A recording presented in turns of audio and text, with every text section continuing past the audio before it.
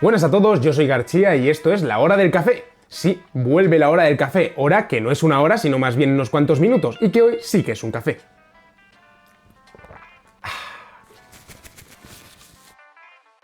Que se me queda en el bigotillo. Y bueno, los que ya me seguís sabréis que La Hora del Café va sobre temas que están muy bien y son interesantes, pero que a los que quizá no están tan bien como para dedicarles un vídeo completo, guionizado, de los que me lleva más tiempo preparar y hacer. Pero había dejado de hacer esta sección porque ya me estaba empezando a meter en temas que quería prepararles guiones y vídeos más completos y bueno, me estaba quitando temas de los que hablar en el futuro, pero he decidido volver a hacerla, eso sí, dejando muy claro que estos temas seguramente los trate más adelante en vídeos completos, ya guionizados como he dicho hace un momento. Esto viene a ser más bien un vídeo hablando un poco por encima del tema y no tanto un vídeo guionizado como los que hago normalmente en el canal. Con que tengáis eso claro, a mí me vale y puedo seguir haciendo estos vídeos. Para los que me decís cosas como, bueno, esto estaría mejor que me lo pusieses con ejemplos prácticos, lo entiendo perfectamente y por eso mismo me lo reservo para posibles vídeos en el futuro en los que lo haga todo de manera más detenida y más exhaustiva. Bueno, ¿y el vídeo de hoy de qué va? Me estarás preguntando.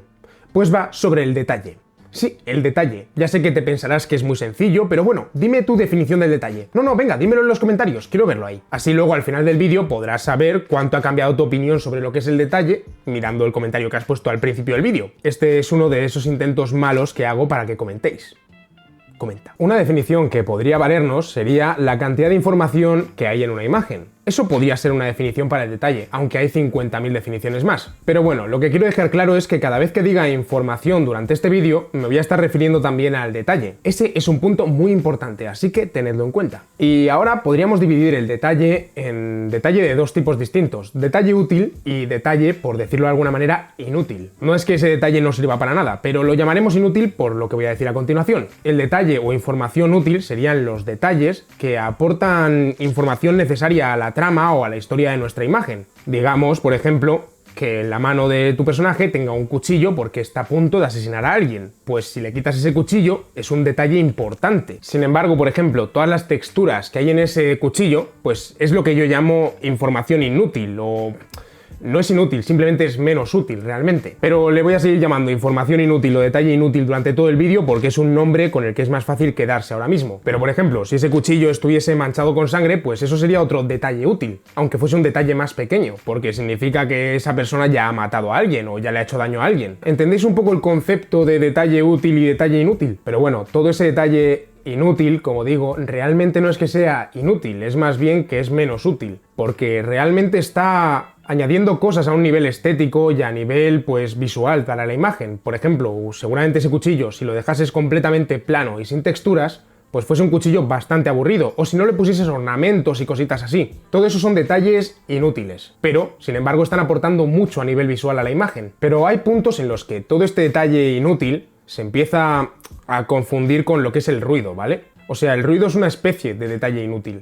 Simplemente que es un detalle inútil que no está aportando nada visualmente a lo que es la imagen. Por ejemplo, en una imagen en la que apareciese césped, detallar cada brizna de hierba, pues sería detalle inútil que además no está aportando nada visualmente a la imagen. Eso lo llamaríamos ruido. Aunque el ruido en fotografía es otra cosa, ahora mismo ruido me estoy refiriendo a este tipo de cosas. O por ejemplo, ornamentaciones o cosas o texturas que hay en el fondo, pues realmente son ruido. Esto significa que no nos vamos a fijar en esa zona realmente. Está bien tener cierto nivel de detalle ahí o de ruido, por así decirlo, pero realmente no es una zona interesante de la imagen, no es algo en lo que nos vayamos a fijar mucho rato. Entonces está bien a la hora de ilustrar tener recursos para poder hacer esto de la manera más rápida posible y generar un ruido que nos parezca, nos dé la impresión de que eso que estamos viendo es césped o lo que queramos estar dibujando. Hay mil maneras de hacer esto. Los mejores pintores, es más, son gente que sabe hacer esto de una manera muy sencilla y que con 4 trazos, sin haber detallado nada, generan un ruido que te da la sensación de estar viendo lo que tendrías que estar viendo ahí. Por ejemplo, césped en este caso, ornamentación en otros casos, o por ejemplo Velázquez conseguía insinuarte una tela de una única pincelada. Una tela, que es una de estas cosas que dices, guau, tengo que estar aquí súper preocupado por dónde van los pliegues. No, el tío hacía un brochazo y decía, vale, pues así es como ha quedado la tela. Pero el brochazo lo daba tan bien que la tela, pues parecía que la hubiese hecho con mogollón de cuidado. Lo mismo pasa muchas veces con las ornamentaciones en las armaduras o en las vestimentas. Si vais a algún museo donde haya cuadros buenos de verdad, veréis que los mejores artistas lo que hacían era insinuarlas. No se paraban a detallarlo y hacerlo completamente perfecto. Y esto dirás, bueno, pero es que esto resta resta al cuadro. No, es que lo mejor de todo es que le aporta, porque le da mucha naturalidad a la imagen.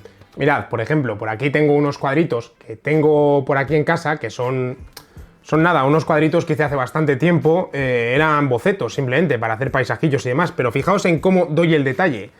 Desde aquí, desde lejos, pues puedes decir, vaya, sí, reconozco lo que es esto, pero si te lo acerco, fíjate que son 4 pinceladas mal dadas, porque claro, son bocetos muy rápidos. Por aquí tengo un par más para enseñaros.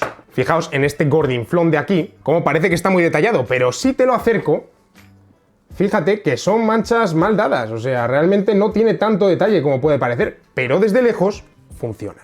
O este de aquí, por ejemplo, este me parece el mejor ejemplo de todos para lo del detalle que os estoy diciendo. Este me llevó a hacerlo 2 minutos, como mucho. Dices, pero si se ven las nubes, se ve también el césped, se ve todo eso. Pues mirad qué pasa cuando os lo acerco. O sea, esas nubes y ese césped y demás, realmente las nubes las hice dando pinceladas muy locas y el césped lo hice, pues, pasando un rodillo. Ya está. Y la textura que dejó el rodillo al pasarlo fue la que se quedó para el detalle.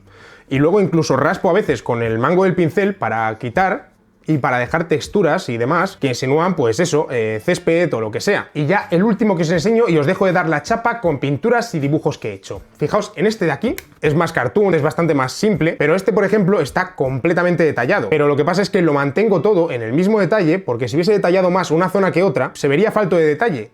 Y fijaos cómo realmente no tiene tanto detalle el dibujo, o sea, son unas cuantas manchas así cuadradas para dar el aspecto de casitas y ya está, pero funcionan todas juntas porque mantienen más o menos el mismo nivel de detalle todas.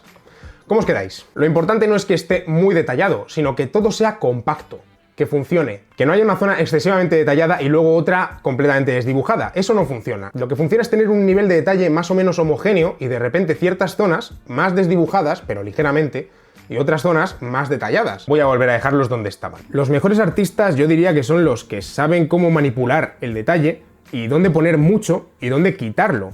Por ejemplo, una zona que suele requerir mucho detalle son las caras y las manos. Pero si os fijáis, luego el resto del cuerpo de personajes que estén dibujados a cuerpo completo, por regla general está mucho menos detallado. Entonces el ruido lo podemos ver como un tipo de detalle que no nos está aportando nada y que a la vez, pues tampoco es un detalle que nos tengamos que esforzar de sobremanera en conseguirlo. Y como hemos visto ya, también hay distintos niveles de detalle. Por ejemplo, una cara tiene un detalle, pero si por ejemplo le ponemos una cicatriz en el ojo, eso es un detalle en el detalle. Y si supusiésemos que esa cicatriz está sangrando y le está cayendo una gotita de sangre, sería otro detalle más dentro de ese detalle.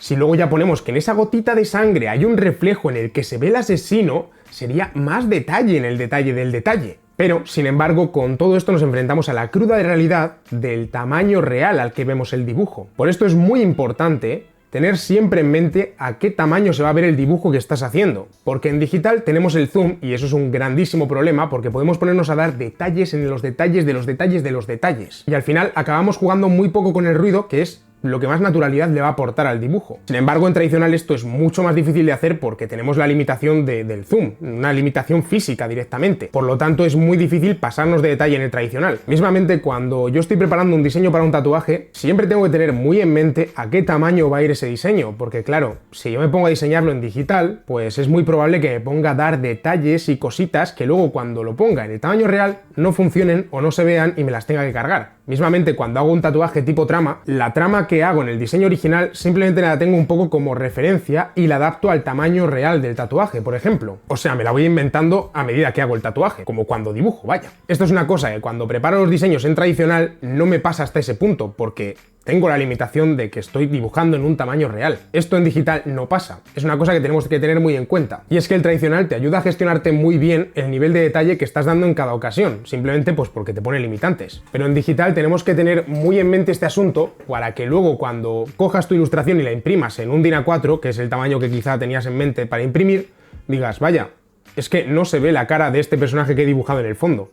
Es que no se debería de ver. Aunque lo imprimieses en más grande, no se debería de ver. Porque a la hora de dar detalle, deberíamos tener en mente siempre que todos los elementos de un mismo plano, que estén pues igual de desenfocados, deberían de estar, estén más o menos igual de detallados. Así que conforme nos vayamos alejando del plano más detallado, los elementos pasarán a estar más desdibujados y menos detallados, y jugaremos más a meter ruido en esas zonas. Pero eso, debemos tratar siempre de tener más o menos igual de detalladas las zonas de la imagen. Por ejemplo, el primer plano, pues no tiene sentido que una zona esté desenfocada y sin absolutamente detallar, mientras que otra esté completamente detallada. Mientras nos vamos alejando de ese primer plano, pues las cosas cada vez estarán menos detalladas, simplemente porque ocupan menos espacio en la imagen e incluso porque pueden estar desenfocadas dependiendo del tipo de imagen que estemos buscando. Pero ya simplemente por el hecho del tamaño que ocupan en la imagen, pues digamos que tienes una imagen en la que en el primer plano el ojo de tu personaje ocupa esto de la imagen, mientras que en el segundo plano ocupará esto. No puedes meter la misma información aquí que aquí, obviamente, y siempre deberéis de tener más o menos igual de detalladas todas las zonas de la imagen. Por ejemplo, en ese segundo plano, pues lo mismo, tendréis que tener igual de detallado el personaje que está a la izquierda que el que está a la derecha, y podéis desdibujar un poco más los elementos que no sean tan importantes, y jugar con el ruido en ellos a la hora de meterles texturas, ornamentos y demás. Por ejemplo, en el caso de estar dibujando un retrato, imagínate que la persona a la que estás dibujando lleva unas ropas que tienen pues ornamentos en el cuello, en las mangas, pero también los tienen por el pecho y demás. ¿Cuáles son las zonas que más vamos a detallar? Pues va a ser el cuello y las mangas, precisamente. ¿Por qué? Porque está cerca de las manos y de la cara, que son los sitios donde más vamos a mirar, y donde más fácil va a ser que se descubra el truco. Pero por ejemplo, si tiene ornamentos también por la ropa y por otras partes, o simplemente la textura de la camiseta, no va a hacer falta detallarla tanto y podemos jugar con el ruido. A ver, obviamente si estás utilizando un estilo hiperrealista, pues vas a querer detallar todo en lo máximo posible. Pero esto no es demasiado, ¿cómo decirlo?, práctico, porque lo que hace el ruido es conseguir ahorrarnos muchísimo trabajo a la hora de dibujar, porque yo podría estar detallando fibra por fibra esa camiseta, como hacen en las pinturas hiperrealistas, o podría aprovecharme de un pincel que utilizándolo en cierto tamaño da el pego a la hora de hacer esa textura y ahorrarme una cantidad de trabajo increíble en un detalle que nadie se va a fijar y que no es importante. ¿He detallado esa zona? No, he metido ruido. Pero es un ruido que da el pego. Lo mismo pasa cuando utilizas un pincel de estos que imita un poco el pelo. ¿Estás detallando? Sí, pero lo estás haciendo generando ruido en esa zona. Luego ya, dependiendo de cuánto trabajes esa zona, con los pinceles que sea, ese ruido se puede convertir en detalle real. Por aquí os estaré dejando una imagen que hice hace bastante tiempo, una ilustración de un golem, en la que en vez de detallar todos los ornamentos que tenía el golem, lo único que hice fue borrar aleatoriamente con el borrador y dibujar aleatoriamente espirales. Y esto hace parecer que tiene detalle, pero no lo tiene. Eso lo hice en un momento simplemente borrando sombras, poniendo luces, pero lo hice completamente a lo loco. ¿Y sabéis qué? Funciona, porque esos detalles no son importantes para la imagen. Claro que si hubiese querido coger esa imagen y convertirla en una imagen ultra detallada, pues todo esto tendría que haberlo rehecho un poco y me habría valido como boceto, pero a día de hoy esta imagen me sigue sirviendo como una ilustración final. A partir de ahora esta es la taza del vídeo porque me ha acabado el café y me he ido a por una agüita con miel porque tengo la garganta fatal, que tengo un catarrazo de narices. Además también tenemos que jugar con la cantidad de detalles en las escenas porque una zona más detallada nos llamará más la atención. Siempre, a simple vista, nos va a llamar más la atención que una zona sin detallar. A menos, claro que es que esto es muy complicado, porque entramos ya en cosas como contrastes, de lo que os he hablado en otro momento, que ese vídeo, por ejemplo, es uno de los que os digo que más adelante haré otro vídeo hablando de nuevo del tema porque me parece muy interesante y que no dije todo lo que podía decir sobre el tema. Pero bueno, que me voy por las ramas. Si tenemos una imagen en la que está todo absolutamente saturado de información, extremadamente detallado, y de repente encontramos un punto en el que no hay nada de información, en el que no hay detalle alguno, que es completamente plano, nos vamos a ir a mirar ese punto. Probablemente, muy probablemente. ¿Por qué? Porque ese punto desaturado de información va a funcionar como un marco y también como un sitio donde poder descansar la vista de toda la sobresaturación que tiene la imagen. Sin embargo, si lo que tenemos es una imagen completamente vacía, sin nada de información, si nos encontramos de repente un punto saturado de información, va a pasar justo lo mismo, pero el caso va a ser al revés, y es que de repente pues vamos a tener un sitio donde mirar y que tenemos información y que vamos a poder leer. Por tanto, lo suyo, a menos que estés buscando justamente esa estética saturada de información, horror vacui también la llaman, va a ser que juguemos con un 70-30 de información, como os contaba en el vídeo del contraste. Es que lo del 70-30 funciona siempre. O sea, si tenemos una ilustración muy saturada de información, va a estar bien que tengamos una porción de un 30% de la ilustración aproximadamente, esto siempre es aproximadamente, que esté vacía o bastante saturada de información, simplemente para poder descansar ahí, porque si no la vista se nos va a volver un poco loca con la imagen. Y lo mismo pasa al contrario, si tenemos una imagen pues muy vacía, está bien que tengamos un trozo de la imagen que podamos mirar y donde nos podamos quedar mirando un buen rato. Todo esto ya lo explicaba en el café del contraste, pero lo repito aquí, y es que también es una manera de contrastar detalle versus no detalle. Y por ejemplo, ejemplo, imagínate esta ilustración que te estoy diciendo que está 70% extremadamente saturada y un 30% nada saturada. Como probablemente nos vayamos al final a la zona que no está saturada de información, lo ideal sería colocar lo más importante de la ilustración en el centro de esa zona, porque es lo que vamos a mirar más rápidamente. Por ejemplo, típica escena que se me ocurre que es justamente esto. Típica escena en la que se ve que hay un ejército rodeando a los héroes de una película y se crea un círculo en el cual en el centro están justamente los protagonistas. Ahí tienes un ejemplo de esto que te estoy diciendo, de cómo podemos utilizar esa zona de saturada de información para crear protagonismo. Y fijaos cómo todo lo que digo del detalle al final va para favorecer la narración. Porque como os conté en el vídeo de la narrativa, al final todos los conocimientos que tenemos, perspectiva, detalle, dibujo, composición, van siempre para favorecer a la narrativa. El detalle no se escapa de esto. Incluso los pintores realistas que más realismo buscaban en sus obras siempre reservaban las partes más detalladas para los protagonistas y para las zonas importantes de la imagen. Si queréis comprobarlo, id de nuevo a ver el vídeo en el que hago el análisis de Juana la Loca y os daréis cuenta cómo los personajes más importantes están más detallados. Incluso en esa pintura que es todo ultra detallado porque es muy realista. Y bueno, en esta pintura se nota un montón, pero donde se nota más es cuando ves un cuadro de Velázquez. Velázquez era el puto amo haciendo estas cosas. O incluso aún más en los concept artists a día de hoy, como tienen que trabajar tan rápido y tienen que generar tantísimas imágenes, al final juegan mucho con el ruido y con el detalle, reservando el detalle real y útil únicamente a las zonas que son realmente importantes para la imagen. Ojo, digo nada más concept artists y no ilustradores, porque los ilustradores lo que nos piden realmente son ilustraciones finales en las que sí que tiene que estar todo bastante detallado, entonces el ruido nos lo reservamos incluso aún más para zonas que son cero importantes. Y luego ya, por ejemplo, habría otro caso más allá de todo esto que sería, por ejemplo, los tatuadores. Yo también, cuando trabajo como tatuador, no puedo dejar ninguna parte de la imagen como ruido, ¿vale?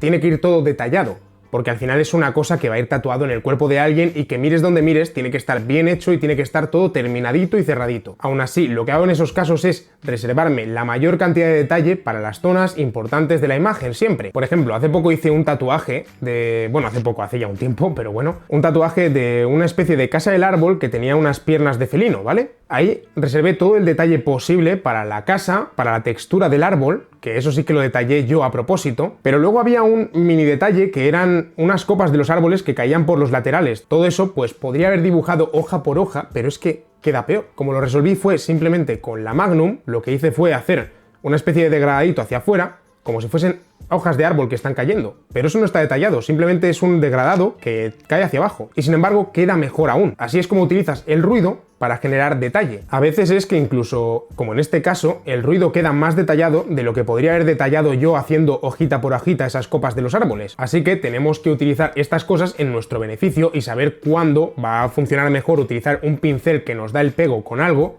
y cuándo funciona mejor ir nosotros pasito a pasito, haciéndolo todo para que quede pues exactamente como queremos. Pero lo más probable, como os decía antes, es que cuando lo hacemos detalle por detalle, no nos quede tan natural como cuando utilizamos ruido bien utilizado. ¿Para esto qué puedes hacer? Pues cada vez que mires los dibujos y pinturas de los artistas que más te gustan, amplía y empieza a mirar dónde han utilizado qué trucos para conseguir qué texturas o qué acabados de materiales, o cómo han hecho realmente los detalles que tú pienses, buf, esto es mucho lío y es muy tedioso de hacer. Normalmente para ellos también es tedioso de hacer y por eso mismo se buscan trucos para solucionárselo de la manera más rápida posible. Localiza esos trucos y cópialos sin piedad. Este es el mejor consejo que te van a dar nunca. No te preocupes, ese artista también ha copiado sin piedad ese truco. Que nadie ha inventado nada, esto lo lleva haciendo gente desde el siglo XV. Y antes, seguro que antes también lo hacían. Así que cuando te venga alguien diciéndote, no, es que esa es mi técnica, no sé qué, no sé cuántos, que se calle esa persona. De su técnica nada. Vamos, anda ya. Que se le bajó aquí a alguien y le contó cómo hacer las cosas. Otra cosa es cuando le copias todos los trucos al mismo artista. Entonces, pues obviamente estás copiándole el estilo y le estás trayando. Eso sí que está feo de narices. Aprender a hacer los trucos que esa persona hace, pues está muy bien. Es más, estos trucos normalmente son por los que se paga para ir a una masterclass para que el propio artista te cuente cómo lo hace y tú puedas copiarle sin piedad. Le estás pagando para hacerlo. Pero si tú consigues aprender a hacerlo por tu propia cuenta, pues no te pueden decir ni pío. Lo que está realmente feo es, como digo, copiarle el estilo y copiarle todos los trucos a un mismo artista. Y además está feo por las dos partes, porque estás jodiendo a ese artista y también porque tú mismo no te estás permitiendo desarrollar tu propio estilo, ni tu propia obra. Estás copiando todo el rato lo que haces a otra persona. Así que déjate un poco de libertad y copia sin ser un copión. Y bueno, si te apetece que hable de algún tema en concreto en próximos vídeos de este estilo, déjamelo en los comentarios y dímelo ahí, leñe. Los temas que sean más votados y que más me interesen, hablaré de ellos en próximos vídeos. Y bueno, si te ha gustado el vídeo, no te olvides dejarme un like y también suscríbete y activa la campanita. También tenéis el link al resto de mis redes sociales en la descripción. Un saludo y nos vemos en el próximo vídeo. Ah, no, no era esta.